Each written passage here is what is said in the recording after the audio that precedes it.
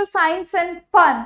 तो क्लास 9 के बच्चों के लिए उनके सिलेबस में क्या क्या चेंजेस आए हैं, स्पेशली बायोलॉजी का जो पोर्शन है साइंस के सब्जेक्ट के अंदर, उसमें कोई चेंजेस आए हैं या नहीं है, क्या अपडेट हुआ है, क्या डिलीट हुआ है, वो सारी चीजें आज हम लोग क्लियर कर लेते हैं जल्दी से, ठीक है, ताकि आप लोगों को कहीं से भी कोई डाउट ना रह जाए। जब मैं क्लासेस लूँ तो बार बार आपको पूछना ना पड़े कि मैम क्या ये सिलेबस में है, क्या ये एग्जाम में आएगा। तो सारी चीजें चलो जल्दी से हम लोग क्लियर कर लेते हैं। तो यहाँ पर सीबीएसई की वेबसाइट से डाउनलोड किया हुआ जो अपडेटेड सिलेबस है वो यहाँ पे मैं आप लोगों को दिखा रही हूँ। साइंस सब्जेक्ट का क्लास 9th एंड 10th 2023-24 यानी कि जो सेशन अब आप लोगों का चल रहा है। तो यहाँ पे हम लोग देखेंगे कि क्या क्या नए नए चेंजेस आए हैं। कोर्स स्ट्रक्चर सबसे पहले देख लेते हैं क्लास 9 के एनुअल एग्जामिनेशन का, जिसमें टोटल 4 यूनिट्स होते हैं।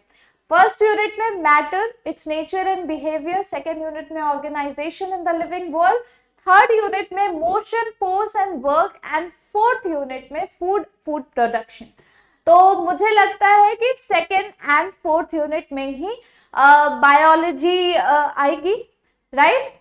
तो फर्स्ट यूनिट में तो कोई भी बायोलॉजी के चैप्टर्स नहीं है। सेकेंड यूनिट में यानी कि the world of the living वाले थीम के अंदर, organisation in the living world unit 2 के अंदर, cell basic unit of life, ये बायोलॉजी का पहला चैप्टर होगा आप लोगों का, जिसमें सेल जो कि एक बेसिक यूनिट ऑफ लाइफ है, प्रोकैरियोटिक और यूकैरियोटिक सेल्स के बारे में, उनके बीच का डिफरेंस, मल्टीसेलुलर ऑर्गेनिजम्स क्या होते हैं, cell membrane, cell wall, cell organelle, cell inclusions, chloroplast, mitochondria, vacuoles, endoplasmic reticulum, Golgi apparatus, nucleus, chromosomes, जिसका बेसिक स्ट्रक्चर एंड नंबर हम लोगों को पढ़ना है।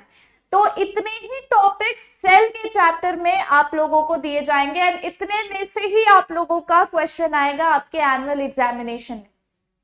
Tissues, organs, organ system and organism वाले चैप्टर के अंदर सारे के सारे organs, organ system and organism वाला पोर्शन कट हो चुका है। सिर्फ आपको एनिमल एंड प्लांट टिश्यूज का स्ट्रक्चर एंड फंक्शन पढ़ना है। सिर्फ 4 टाइप के टिश्यूज एनिमल्स में पढ़ने हैं एंड प्लांट्स में मेरिस्टेमेटिक और परमानेंट टिश्यूज को डिटेल में पढ़ना है। सिर्फ इतना ही है आपके सिलेबस में। सो आई गेस कि बहुत ही ज्यादा शॉर्ट हो चुका है आपका बायोलॉजी का सिलेबस और बहुत अच्छे तरीके से कंप्लीट भी हो जाएगा। साल भर तो बहुत ज्यादा टाइम है, मेरा बस चले तो मैं तो आप लोगों का 1 महीने में ही 3 चैप्टर खत्म करवा दूं। एनीवेज, सो यूनिट 3 में कोई भी बायोलॉजी के पोर्शंस नहीं है, तो यूनिट 4 लास्ट यूनिट में आ जाते हैं, दैट इज फूड प्रोडक्शन। बहुत ही इंपॉर्टेंट चैप्टर है ये फूड प्रोडक्शन का। इसमें से क्वेश्चंस भी भरपूर आते हैं, बहुत ही वैरायटी के क्वेश्चंस आते हैं। क्या क्या टॉपिक्स है इसमें हम लोग देख लेते हैं फटाफट से। Plant and animal breeding and selection for quality improvement and management, okay, use of fertilisers and manures, protection from pest and diseases and organic farming. तो ये टॉपिक्स ही सिर्फ इंक्लूडेड है, बाकी सारे टॉपिक्स आपके कट हो चुके हैं। Note for the teachers, the chapter natural resources will not be assessed in the year and examination, ये साफ साफ बोल दिया गया है।